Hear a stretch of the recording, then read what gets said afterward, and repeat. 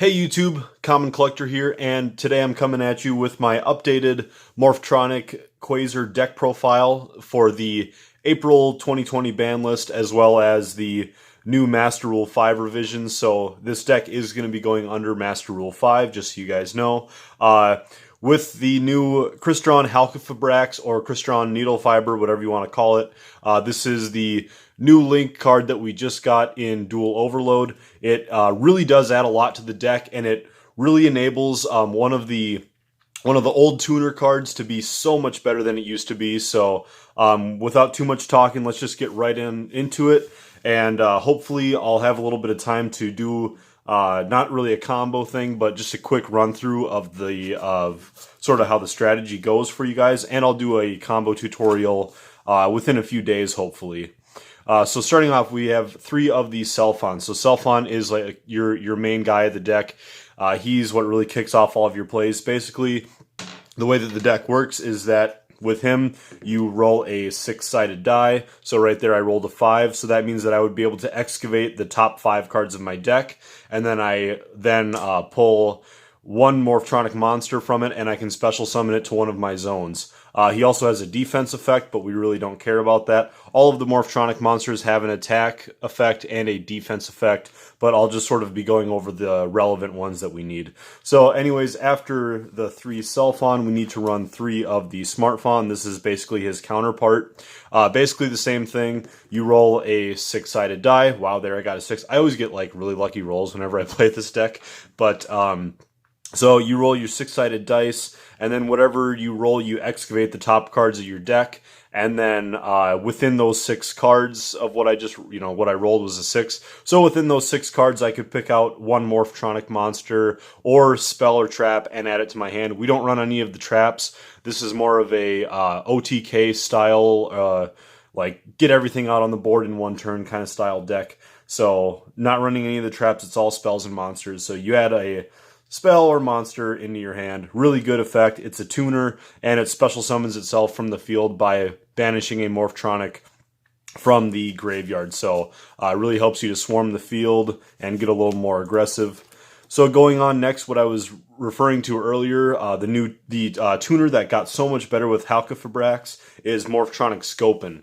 So basically Scopin, you usually never used it too much, but basically it got juiced up with, so the way that Halqifibrax works is that you link summon it by sending 2 cards. One of them has to be a tuner, and then you're able to special summon another monster, another tuner from your deck to the field in defense position, but it negates the activated effects of the card. So the great part about Scopin is that its defense effect is actually not an activated effect, it's just a continuous effect, that it's treated as a level 4 instead of a level 3.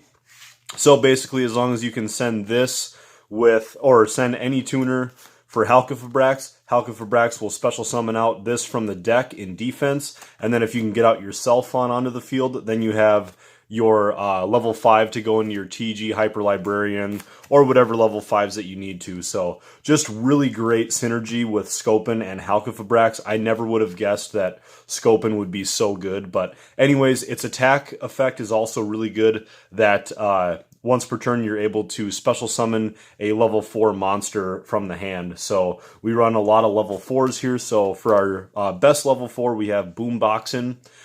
He's the best because he is an earth, and he has a decent attack effect to where he can attack twice in each battle phase. Then we're going on into 3 of the Vacuumin. This is sort of my own tech card that I really like running in here. Not a lot of other people run Vacuumin, but it is so good. It wins games for you if you can get it off right. Basically what Vacuumin does is its defense effect lets you suck up one of your opponent's monsters just like a vacuum. So it basically works just like Thousand Eyes Restrict. So you are taking one of your opponent's monsters and equipping it onto Vacuumin, and that's really all you're doing. It works really well, and it has 0 attack, so you are able to use machine duplication on this. So if you can get out your Selfon, use his effect and search out a Vacuumin, special summon that to the field, and then use machine duplication in order to get out 3 more of them. You can suck up your opponent's entire field. So pretty crazy stuff you can do there. Going into the 2-ofs, we have 2 of the Remoten.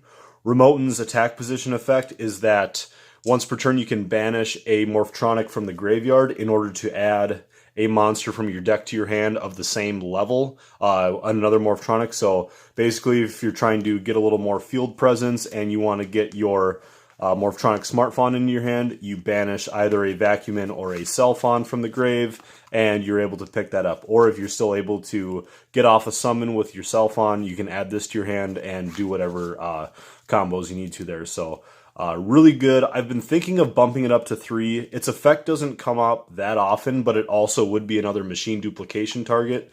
So it is possible that this could go up to 3, but I like it at 2 as well. So then going on, we have 2 of the Slingin. He might actually be the best of the level 4 monsters beside Boomboxin. Basically what he does is he tributes a Morphtronic monster in order to destroy 1 card on the field, and I'll explain. He's basically in here in order to destroy our field spell that we run in the deck. So we have a field spell that we only run 1 copy of, but what that does is that if you if you destroy the field spell card, you're able to special summon a monster from the deck, or from the graveyard. So it's just an extra monster reborn. And then for the last 2 monsters, we have Morphtronic Staplin. His effects really don't matter. But he does have a good defense effect to where he can't be destroyed by battle. But then after that effect goes off, then he gets switched into attack mode, and then you switch one of your opponent's monsters into defense mode. So he just does sort of a switcheroo. He's really only in here just because he's a level 4 and he's an Earth, so he helps us go into Naturia Beast. So that's it for the monsters. We are running a 21 monster count. So we have 21 search targets for Cellphone to summon, so that's pretty decent. Going on into the spells, we run 3 of the Junk Box. This is probably one of your best spells of the deck. It's just a free monster reborn for Morphtronics. Then going on, we have Morphtronic Repair Unit. Basically does the exact same thing as Junk Box. However, it's searchable by your Smartphone's effect, and also it lets you pitch one of your Morphtronics into the graveyard, so it can help set up your graveyard. Also, it has the effect that so basically what you can do is if you have 1 monster in your graveyard already, so say this is my graveyard and I want to get out my Cellphone, I can activate Repair Unit, you send a Morphtronic to activate it, and then Cellphone is technically in the graveyard, so I can actually special summon him instead of the Staplin. So it lets you just take one of your monsters that's in your hand actually and special summon it basically. So that's really, really cool. It's a very versatile card and it's searchable. Going on into our next searchable is Morphtronic Accelerator. This is sort of a gamble deck with your Smartphone and Cellphone because you're rolling the dice. Basically what this card does is if your hand is not looking very good, you're able to kind of gamble and revamp your hand.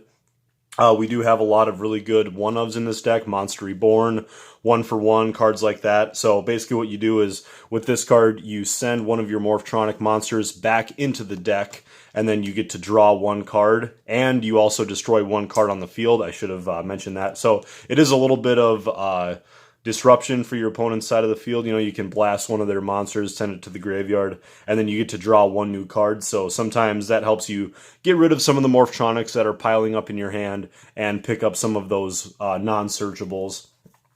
Then going on, we have Machine Duplication. This card just really extends your plays. If you open with Cellphone and Machine Duplication, this is almost game over. This just does so much for you. So yeah, Machine Duplication definitely needs to be a 3-of in the deck. Then going on, we have 2 Desynchros. You can get some really crazy plays off if you get your TG Hyper Librarian on the field and then get out Formula Synchron and then desynchro that. Then you get to reuse all of your Cellphone and Smartphone's effects again. If these are what you go into for your Formula Synchron, you can just do some really crazy stuff, and you get so many cards to the field and in hand. Then going on, we're playing the 1 Morphtronic map.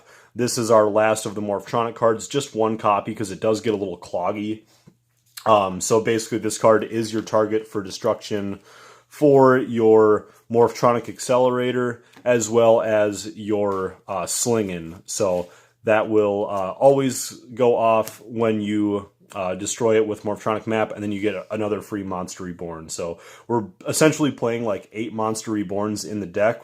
We're playing 3 of that, 1 of this, and then the actual Monster Reborn. So pretty crazy. Going on then, we have 1 for 1. This is also technically almost another Monster Reborn, DDR. So then there is our Monster Reborn, and Upstart Goblin just for consistency, because we really do need to see Selfon and Machine Duplication as often as we can, so I like running the Upstart. So that's going to round it off for the deck. As I said, we have 21 monsters that are Morphtronics, so 21 searches for him and 21 monster searches for him, as well as we have 7 Morphtronic cards for Smartphone to search as well, so 7 spell cards for the Smartphone to search.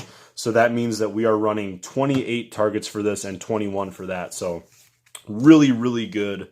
Their effects almost always go off. So let's get on into the extra deck. We'll just start with the Crystron Needle Fiber, just one of pretty much. The extra deck is really tight.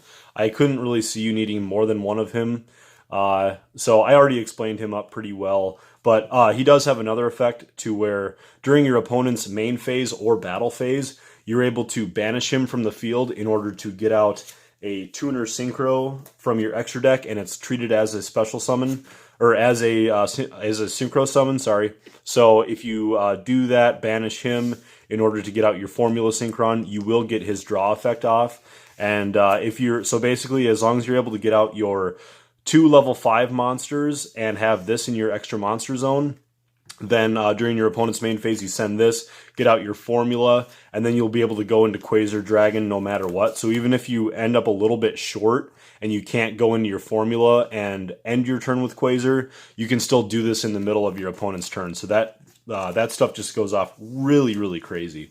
Then going on, we have 1 Link Karibo. Sometimes you open up your hand and you don't have many extenders, so you just need to drop your Selfon into the graveyard with Link Karibo, and then you can try to use like a junk box or your Morphtronic repair unit in order to get yourself on back and reuse his effect. So he's not a hard once per turn or anything, so you're able to reuse his effect every time he comes back onto the field. So then going on, we're playing 1 IP Masquerena and 1 Nightmare Unicorn. You could easily cut these 2 cards. I just found myself in positions during playtesting to where I really thought that I could use these, and so I think that it works to have these in here, and if you want to, if there's other synchros or other links that you want to put in besides these 2, totally go for it. It's up to you. And then out of the budget a little bit, but we do have 1 Appaloosa here. So that rounds off just 5 links. We really don't need as many link monsters anymore. You could almost run the deck without any links, and you could just do synchro spam. But I really do like, especially the Link Karibo and the Halqifibrax are very necessary. And then if you wanted to try to run like a cheaper Link 4 monster or something, you could totally go for it. Going on then into the synchros, we're running 2 of the Formula Synchron, very much needed to have at least 1, but I like running 2. You're able to pop him back to the extra deck with Desynchro, but I really just think, just in case you end up losing your first one to some sort of cheesy effect, I like having the second one. Quasar Dragon, I really should have started that in the extra deck talk, but then also since we have Quasar Dragon, we're running Shooting Star Dragon as well as Stardust Dragon, just because these 3 sort of go hand in hand. When this card gets blown up, you're able to cheese this card out straight from the extra deck, and so if your opponent is able to get around your Quasar, they still have to deal with your Shooting Star Dragon. And it works the other way around. If you don't have your full combo to go into Quasar Dragon, you can basically just end your turn with Halqifibrax in your extra monster zone and Stardust Dragon on the field, and then you can go into Formula at the end of your, or in the middle of your opponent's turn, and then go right into your Shooting Star Dragon. So these 3 cards are pretty well necessary for the extra deck. Then going on, we obviously are running the 1 TG Hyper Librarian. Unfortunately, this is cut down to 1 now for the ban list. It would be insane if it wasn't, because just playtesting this deck with the Halqifibrax, this deck really explodes. And if you were able to have TG, then this deck just would not even be fair anymore. I mean, obviously this deck is still just sort of a gimmick deck, and it relies around gambling, but two TGs would be too much. But anyways, we have one Naturia Beast. Obviously, we want to be running that. We have one Shiranori Sword Saga. This is a level 5, and it's just a generic, but it works very well with this deck, actually. So one thing that you can do with this is that when this card is Synchro summoned, it has the effect that it can change one of your monster's battle positions. So, for instance, if you had, say, your Morphtronic Scopin on the field and you had already used its effect to special summon a level 4 onto the field, you could then use Sword Saga in order to put Scopin into defense mode, change it to a level 4, and then if you were able to get out a Selfon, then you can go ahead and take those and maybe go into a TG Hyper Librarian, or just really whatever you have to do in order to keep that stuff going. So this card does have a little bit of possibilities. The fact that all of these cards have different effects when they're in different attack and defense modes really is interesting and specific for this deck. So I think that having this card that changes their battle positions isn't a horrible idea. Then going on, just a few extra cards, we have Black Rose Dragon as well as Trishula, just because there are times where you can find yourself really easily being able to go into Trishula, and other times if you just basically open up with Scopin and a level 4, you can go into Black Rose Dragon and blow up your opponent's field if you have nothing else good in your hand. Lastly, I just want to go over a couple side deck options, just a few things. F.A. Dawn Dragster, I tried so hard to keep this into the deck, but the extra deck was just so tight, and we already have Naturia Beast for negating spell effects, and I liked having the Black Rose Dragon to be able to nuke boards, so I just couldn't justify myself having 2 level 7 monsters. Then, going on, Old Entity Hastor, there are moments where you could technically go into a level 4 monster, a level 4 Synchro, and there's also another really good level 4 Synchro tuner. I can't think of the name right now, but that is a decent option. As I mentioned, for more budget players, you could go into Borrelsword or even Borreload Dragon instead of the Appaloosa. And then just a really good side deck card that I thought of was this Ausa, the Earth Charmer Immovable. So this card works with Earth monsters, and we have a lot of Earths in here. And if your opponent is running an Earth deck, this card can get off some really good effects too. So I really do think that that would be interesting to try out if you ever were in that situation. But anyways, guys, I think that's going to do it for the end of the video. I sort of went over what you can do with some of the combos anyways. I will be doing a full combo tutorial coming up in the future, so just keep your eye out for that. Hit that subscribe button if you haven't already. I don't want this video to get too long, so we will definitely be going over more combos in the future. So thank you very much for watching. Common Collector out.